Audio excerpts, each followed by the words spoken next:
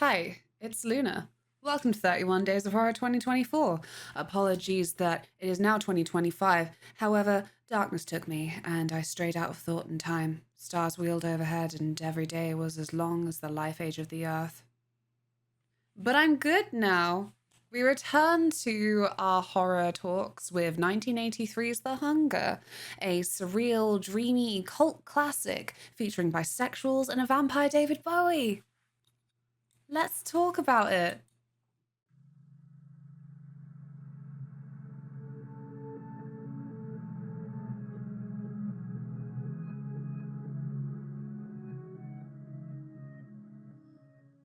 You know, it is difficult to talk about a movie that you technically haven't seen in a couple of months, so I did do a quick kind of rewatch, and it's difficult to talk about now because I liked it more on a second rewatch. There's things that I wasn't keen on that went down a lot better for me the second time round. But first things first, let me just start you off with the plot.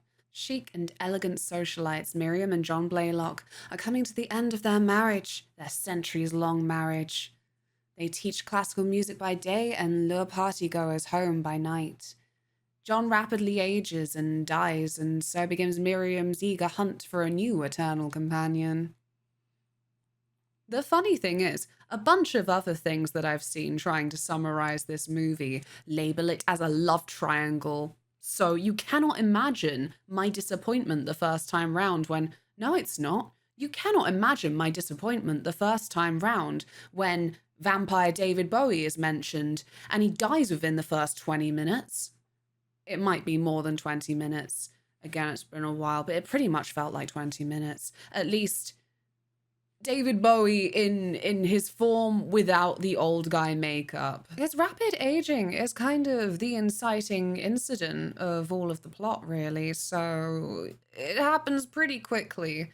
The person that Miriam wants to get with, well, initially it's their classical music student, but after that, it's the flippin' doctor that was meant to be trying to heal Mr. Bowie. So they all met, at least. However, I don't think all three of them were in the same room apart from right at the end, and because of the circumstances, I don't think it really counts. It's still a gorgeous movie with a lot of the romance of the visuals. Where to begin? The beginning, I suppose. So, let me cast my mind back through the months. The opening, it's so promising. I'm then saying this as if I then hated the movie and that was a massive disappointment after that. It was not. However, I will say, even though it's better on a rewatch to understand what's going on, it was so much clearer to me the second time round. There are so many bizarre cuts and edits, and the first time just felt like a real visual kind of, again, a mess feels too harsh, but it was very confusing in a not fun way. We open with the Bauhaus song Bela Lugosi's Dead, so it was a really incredible intro to the vampire movie. I am a fake goth apparently, so I can't think of the lead singer of Bauhaus's name, but you're in a smoky nightclub and everything's got like that nice vapor going on. We've got a lot of party goers in the 80s gear, which, it's not then one that's replicating the era. This movie's from 1983. It was the era, and it was picking up on a lot of the underground kind of club scenes, I guess. The movie is set in New York, but trivia, they actually didn't manage to film any of it in New York, I think. There might have been a couple of scenes that they did, but no. Pretty much all of the movies in London. So every time that throughout this movie they mention that they're in New York, it feels like I don't know, almost like a jingly keys moment, like a don't be distracted, we are in New York, I promise. So in this opening, when they lure partygoers home, I this is also the fault of my face blindness. I'm explaining this really badly, I'm so sorry, but I didn't understand. It felt really, really flashy in the beginning. On a rewatch, it was obvious to me that they were just flashing between the two same sets of people. They were given the old, my partner and me saw you across the room and we really liked your vibes to this other couple. I thought that it was lots of different people when I was first watching it. Again, this is then not the fault of the movie. I'm just really, really bad with faces. It's really not great of me. Is it possible to learn the skill to not be bad with faces? But they take him home. They kind of pair off separately, and throughout this, it's all very flashy. Bela Lugosi's Dead is still playing. We still flash in the caged area with the lead singer who's jerking around with the gothic dancing. And then we start flashing to this screaming little gibbon, this little monkey with the sharp teeth. And it's screeching, and it really is monkey.wav every like couple of seconds. And it's all very kind of, I wouldn't even then call it unsettling. It felt to me the first time round. It's difficult entirely to think of what I felt the first time round. Luckily, I have some notes. I said, so sensual, but bizarre editing choices with cuts. So not very revealing in that sense, but I know what I meant. And I did mean the way that, for me, this opening scene felt extremely chaotic in a not entirely clear way. But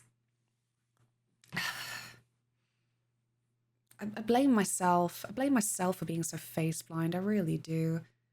And I think that it did lead well into then the fact that this movie never calls vampires vampires.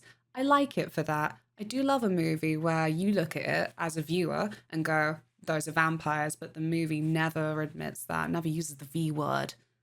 On the cheeky rewatch, I did feel a lot more positive towards it. A little bit of trivia that I found out as well is that the director, Tony Scott, is Ridley Scott's brother. That's not the trivia, but he was known for doing perfume ads. And so that kind of cleared a lot up in a way, because actually I kind of love a perfume ad. It's got those silly, like dreamy visuals that feel very like, I can't think of the word, but like kind of just pop themes, you know? It felt like definitely evocative of that when you don't know what's happened in a perfume ad, but they'll say something deep and then the perfume bottle will show up. And I'm into it. But in this context, I do appreciate the glacial visuals. Like everything's kind of got that vapor to it that makes a lot of scenes feel like they're filmed in a fridge, which is really cool. The vapor and the use of the blue light really allows for a lot of play with light and shadow, and that's obviously great for evoking some early German expressionist films like Nosferatu, to name a vampire one. It's totally not on my mind because it's early 2025 and I just saw the Robert Eggers Nosferatu. Anyway, I think that then it's a really stylish opening to the film. It gets, again, very chaotic with a lot of the cuts that didn't... Maybe it's not just me, because inevitably I did then, after rating it myself, look at some other people's reviews, and I'm not the only one who found it chaotic enough to just be confusing and wondering what was going on.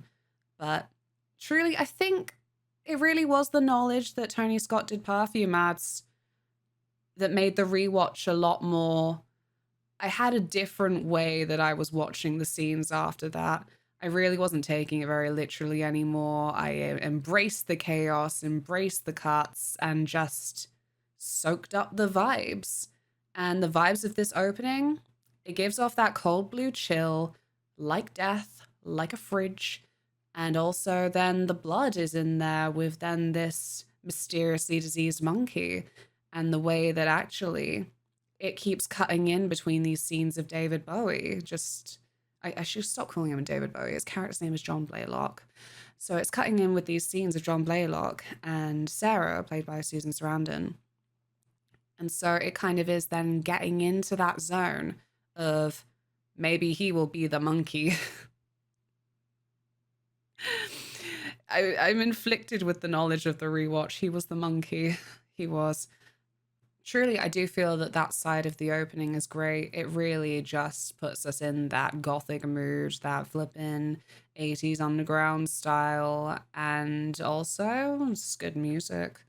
Anyway, the chaotic cuts do seem to continue when, after this linking of the monkey to John Blaylock, there's some other cuts that are meant to, again, I know this from a rewatch, meant to highlight the vampiric nature of them as a couple in terms of how long they've lived together.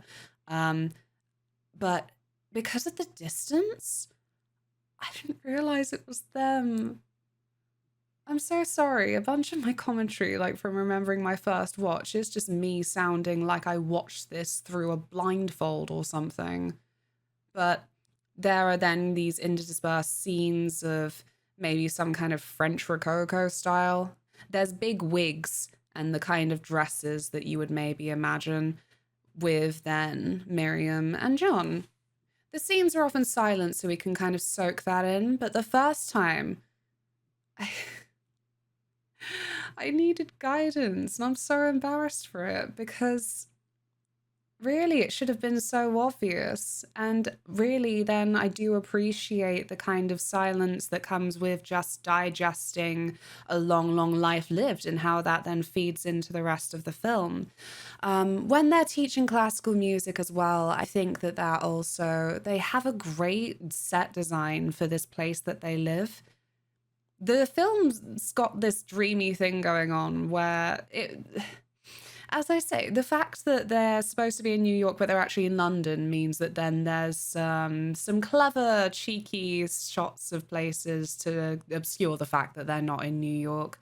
But for their house where they teach classical music at home, it does then make it feel like a portal into a different world. I don't even know for sure if all of those shots were filmed in the same building, but it feels like they were and that they weren't. It's almost like some kind of new age gothic castle. There is a big old staircase, and then there is then the classical music rooms, and it's got a piano and violin, and then I think there might have been a cello around. I've forgotten, but just that vibe that comes with that, I think really then gives off that powerful vampire legacy of the upper class and the instruments that would be played. And it's during this, they have one student, it's a young girl, and she's quite like snappy. She's very like New York, but also obviously learning classical instruments. And it's a really sad fate that she has. I think you know, considering he's just absolutely caked in this old man makeup, I do love Bowie's performance when he's despairing. So, trying to kind of skip through where we are. As always, I assume that you've either seen the film before or don't care to have it spoiled. Um, when he starts rapidly aging, I think it's Miriam who on TV sees that there's a doctor who's talking about being in the science of aging. And she's the monkey doctor as well. It's the monkey they've been testing this on. It is a really grisly scene, probably because of animal cruelty, that when the monkey is rapidly aging with this disease that is real, it's got a big long name, I've forgotten it. Oh no, I'm gonna have to look it up. Progeria. It's a real disease, and that's the real disease that then Sarah is researching. And so that's when John Blaylock goes to her, and it's it's almost darkly humorous. She's in a meeting, or she's on a coffee break, I think, actually. And so, you know, this is just a guy who's come into this more specialist research place. She's not like a doctor who's taking appointments per se. And so by the time she comes down to see him, he's rapidly aged as to be unrecognizable from the man she saw come in. And to hear him reprimand her, like, well, I'll just go. You left me here. I told you what was happening. I'll just leave. I actually found that darkly humorous. Truly, what a love triangle could have spawned from there. Um, Honestly, I'm not over it. I'll maybe just snap about that the entire review because it just astounds me how many bloody summaries of this movie say it's a love triangle. It's kind of really not. If we want to get really complicated about it, it's a love many-sided shape, like many-sided, because the thing is, we discover kind of early on that Miriam has this.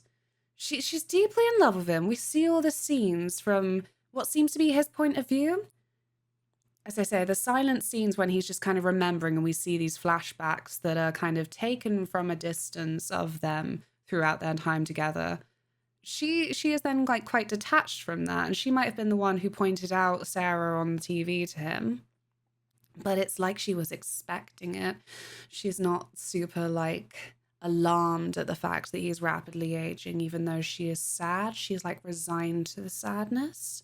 I think the performance is really fantastic. I don't know the actress very well, but I get the impression that she was very well known, Catherine Deneuve, because a lot of reviews say that she is known to be a French actress, an ice queen. And yeah, the ice queen thing comes across in a really good, tragic way in this movie.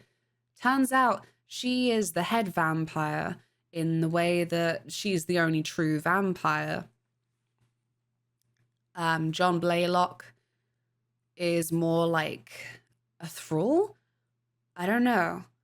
I don't know, because obviously there's so many like random vampire mythologies anyway, but I want to say he's more like a thrall in that he hasn't really been gifted eternal life and eternal youth. They're not going to be together forever and ever per se. He gets to the point where he becomes so desiccated like a little raisin that she carries him upstairs, and it's a really gorgeous scene. Like again, like there's so many gorgeous, gorgeous shots. The movie is worth it for that alone.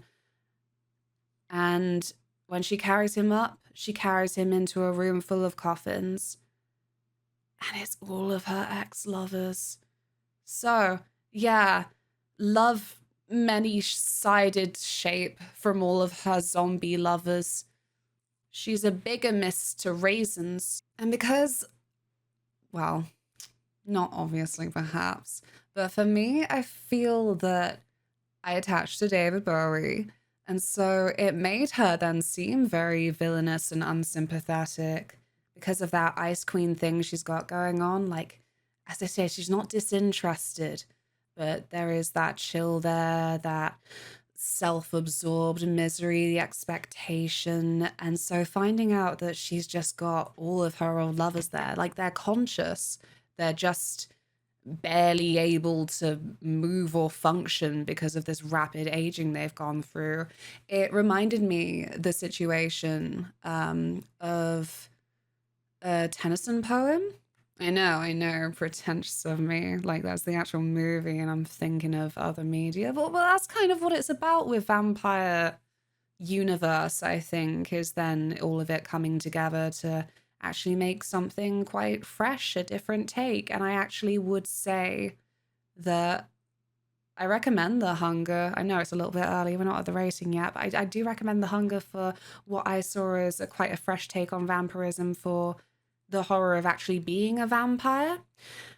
The poem, Alfred Tennyson's Tithonus, the situation is something along the lines of a Greek myth in which a nymph asked for someone to have eternal life, but he didn't get eternal youth. So the poem is just this guy slowly turning into just a wizened old tree and unable to kind of do anything except live. And that's sort of what's been happening to all of Miriam's thralls. And I think that there is that misery that's shown to that idea of a big, long, eternal life. Her little killer weapon, because we've been pointing out various cool killer weapons in this entire 31 Days of Horror series, is this little ankh. And she pulls it out and it becomes a little dagger. She stabs them with that. And first time watching, I thought it was just because it was a goth symbol, you know, has those connections to rebirth and death ceremony, and I'm probably really mucking up this definition, but I thought it was just a goth thing. Nah. She's a vampire, you know? Actually, turns out she's been around since ancient Egyptian times because she's ancient Egyptian. Who am I to judge? So clearly from all of this, we now know that Miriam always knew that he was likely to turn into a big old vampire raisin thrall thing. And so the little girl that they've been teaching classical music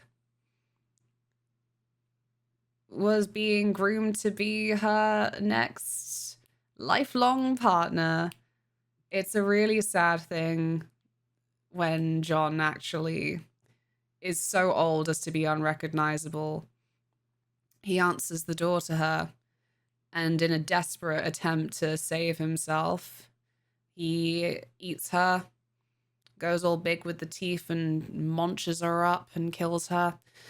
And that's what actually introduces Miriam to then Sarah as another option. And oh man, it's a really heart-wrenching scene, I think. Like, the way that the movie actually deals with getting across the vibes of an endless life that is still so full of decay. You see why it's a cult classic. It was a really amazing performance to watch that does stick with me, even without the rewatch, of just, again, David Bowie all caked up in the old man makeup, but like the way that his voice trembles and the way that he is like trying to hold himself back before he just gives in to just eating this girl up. And the way that she talks to him too, and the little observations that she's had about John and Miriam that she reveals to him, since she thinks that he's maybe John's dad or something. Although he won't even try and lie. He just says that he doesn't know where they are, makes things up. It was a really good one as well for, I think, using that classical music element that is part of the big old like vampire legacy to then add tension to the scene. It's such a beautiful set for the way that, again, light and shadow is used with these instruments and their different shapes, but also because I think that we've seen in a lot of media as a legacy with vampires and in general that there's either with classical music like a real villainous undertone or a real romantic undertone. And so actually this is obviously an opportunity to have it mean both. And so I think this first scene with John and their student actually gets across a little bit of both. There's then a kind of like romance there where, you know, it was almost like she was their surrogate child for being their only student, and knowing that Miriam was grooming her to be her next partner. Gross, but you see what I mean by then kind of going more into that romantic usage, but then it's obviously twisted when he's desperate to not be old. And so to then feed on a young girl. Yeah. Haunting. Actually haunting. For a horror movie in the run-up that's not one that I would say is particularly scary, there's definitely still a lot of horror to it. And we see this mixing of horror and romance with classical music again between Sarah and Miriam in the seduction scene, which has got to be the second best scene in the movie after the opening, I think. I know I just said how much I liked the temptation and the giving in to feeding on their student with John, but ugh, damn. Extremely saucy sex scene in an 80s movie. Honestly, the build up to this had me wanting to take notes. Because obviously Sarah is looking for John, still hoping to help him, maybe to study him for her research. I think she was leaning more towards the side of feeling terrible and so wanting to help him and make it up to him in any way possible. Sinisterly, Miriam says, "Oh, he's gone to Switzerland, I think. I think it was Switzerland. And, oh, don't know when he'll be back." But with Sarah in her house, she is then already on the train of starting to seduce her. She plays a song that is one Sarah questions. "Oh, what song is that? What piece is it you're playing?" Lakme debut. Oh, flip. I'm just going to put the words on screen. This isn't a language lesson. But she goes into detail about how it's about two women. Sarah asks, "Is it a love song?" She just goes, "I told you it was sung by two women. Sounds like a love song. Then I suppose that's what it is." It's so smooth. It's so well done. However, that song, whose name I can't pronounce because I'm a rube and an oaf, it's another one that I swear many other films have then used to a more sinister effect. And so knowing what we know at this point of the film, even though we're probably all horrible, thirsty people, just happy to watch a film with all these hot people looking at their hottest, it does then have the horrible like coercion attached to it. The fact that then she's obviously planning on turning her into a vampire. You know, she gets her ankh out, starts the transformation process. You could on a surface level just read it as like, "Ooh, hot women's being hot, how like romantic and sexy and stuff," but like, I'm gonna say it. Strictly speaking, it's rape, really, because she doesn't know what she's getting into. She's having sex under like these ideas, like under a lie. So it's very interesting to again rewatch it with then a lot more context to how it ends, everything that's led up to it. The backlog of then what she's done. So, yeah, gotta bring it up again that it's a really haunting movie for not being one of the more scary horrors in this lineup. But because of then this transformation that she has to undergo now, because it's already started, she actually has a boyfriend. I've explained this movie so badly. Thank you so much for sticking with me so far if you have. Actually, it might be her husband. Oh, forgotten. Christ. But they go to a restaurant after their first chat together at some point. I don't know what kind of a restaurant this is because it has like an Olympic-sized swimming pool right next to it as a view with just 3 women just splashing around. Like nymphs in a pool. But what was the line? Her maybe husband, maybe just boyfriend. He's questioning about what happened when she went over there. Because she says like, "Oh, she's European," in a way that I'm thinking that sounds like a code word for gay. And he's like, "Oh, well, what'd you do?" She said, "We just talked." It's like, "You just talked for 3.5 hours?" Like, oh no, he's on to you. But yeah, the thing that sticks with me most is this bizarre venue in which they're having a nice sit-down meal, but there's just a swimming pool there. I don't know. It's just the kind of surreal imagery that just this movie's full of because of them not being able to get a secure location, I guess. But it uses it to its advantage, I suppose. She and her colleagues, I guess because they work with the monkey, who's aging a lot and sometimes a little bit violent to, bookend a scene with the vampires being violent. Apparently, they all get regular blood tests because hers has now come back with something weird going on. So she goes to Miriam to ask for an explanation, and that's when the transformation starts, I think. Oh, surprise though! You'll never guess who's in this movie. It's baby Willem Dafoe. What's he doing there? He looks like the same, but totally different because it's 1983. He's just there when Sarah's on the phone. It was just a strange shock to me because it's Willem Dafoe. Anyway, I kind of got because you know, typical me, I didn't really like Sarah's boyfriend.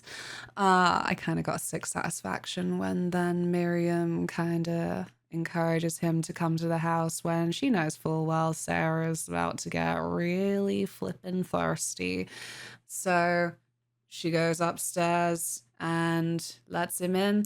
And of course, Sarah, as a little fledgling vampire, cannot resist and so eats him all up. Oopsie. Weirdly, for me, this is weirdly timed. After she eats up her husband, this is when we get another one of the bizarre flashback scenes to Miriam in ancient Egypt. So, like, kind of like explaining the Ankh, I suppose. But I didn't really feel like I got the relevance of placing it there. It felt almost like more of a reminder that the Ankh was like a little weapon. I don't know. Maybe on a rewatch I will form better opinions and better theories about what it meant to me. But then Sarah stabs herself with the Ankh. Obviously, me as a bitter, horrible, hag-like audience member, I'm like, yeah, eat your husband. Why not? She's obviously horrified, though. I do have to say, once more, the fact that they've actually managed to make being a vampire so scary in this film is really then quite a fresh take. I think that we have a lot of things these days, especially that really focus on like, oh, how cool being a vampire is, or almost like a normalcy to being a vampire, you know, in an age where we've got more, well, the people who are rich, like proper rich celebrities and stuff, have more access to things that are basically like eternal youth, a boredom with existence and time passing because you've just got everything you want.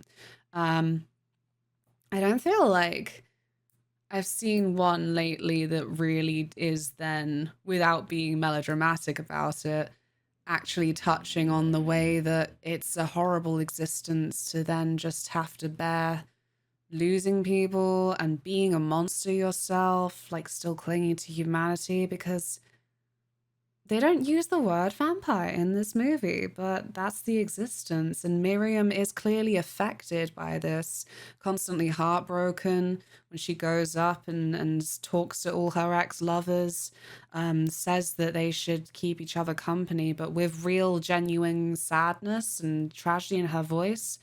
Anyway, this all leads into the end of the movie, where then Sarah can't kill herself. And so she does manage to then get Miriam in a position where all of her ex-lovers kill her.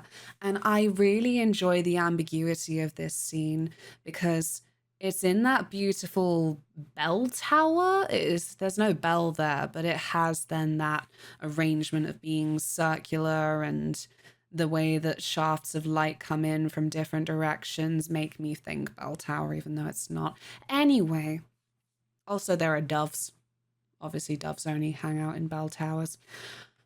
When she's up there, all of the mummies come out of the coffins, and they push her over the railing where she falls down and becomes a little desiccated raisin on the floor herself. And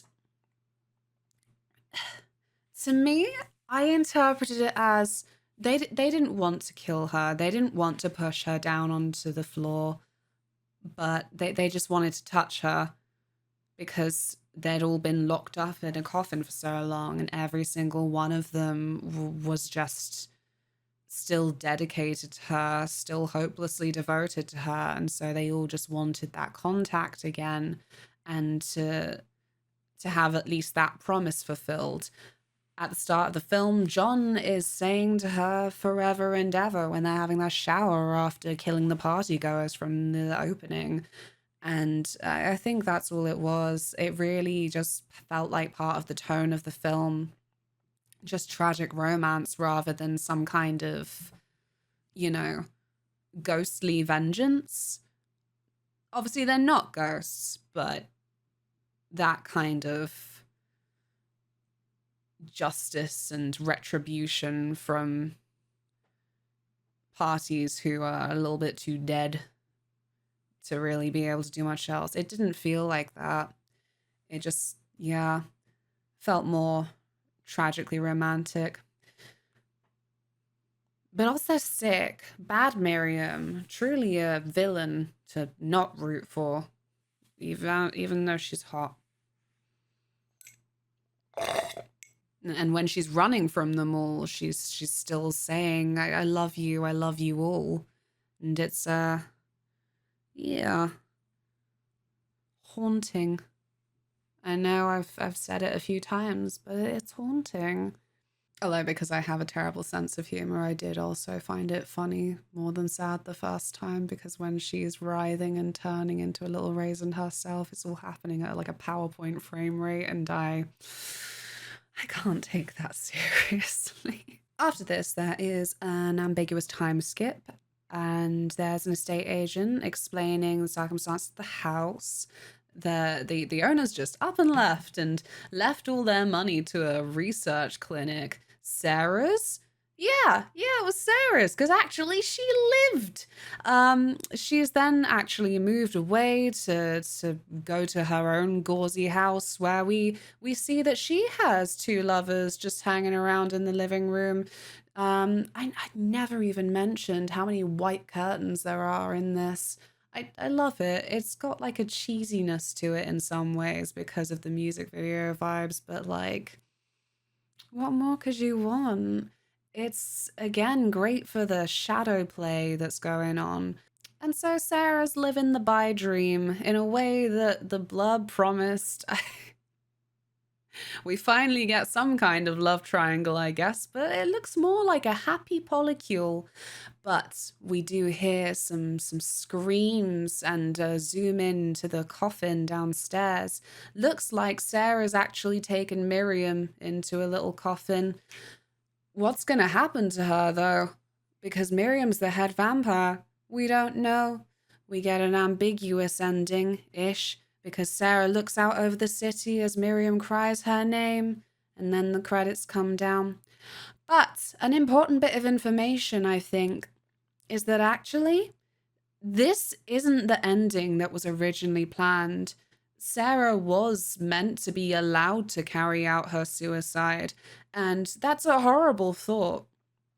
Again, just lots of twisted ideas that just stick with you in your head for just horribleness. But for how vampires be in this movie, I felt bad for her that she couldn't.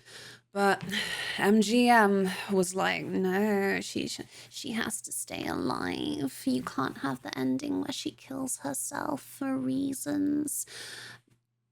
But like, it's more sad. It reminds me of the way, in a lot of kids' cartoons, like Batman animated series is always the one that pops up for this, where they were so, you can't have death in a kids' show.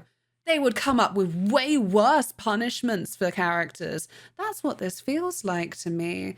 It's so much worse after watching this entire movie, watching these chaotic histories come together and bring people apart and have people turn into just sad little corpses stuck up in coffins. It's so much worse that she had to live at the end. I would have been happier for her if she got to go out on her own terms and also stop Miriam on this endless quest for more lovers to fill the hole in her heart that never will be filled, I guess, because she's just a vampire and she can't create anything permanent, anything at all. Yeah, really haunting movie. but also just full of hot people being hot with gorgeous cinematography and oozing style that I think would have a lot of people, even if they didn't get on with it, still praising it. So, because of the first watch, and because of the way the ending being what it was tantalizing at best and blue balls at worst, I'm going to give The Hunger 1983 3.5 ex-lovers out of 5. Join me tomorrow for a salacious and saucy slasher from France. I'll see you next time.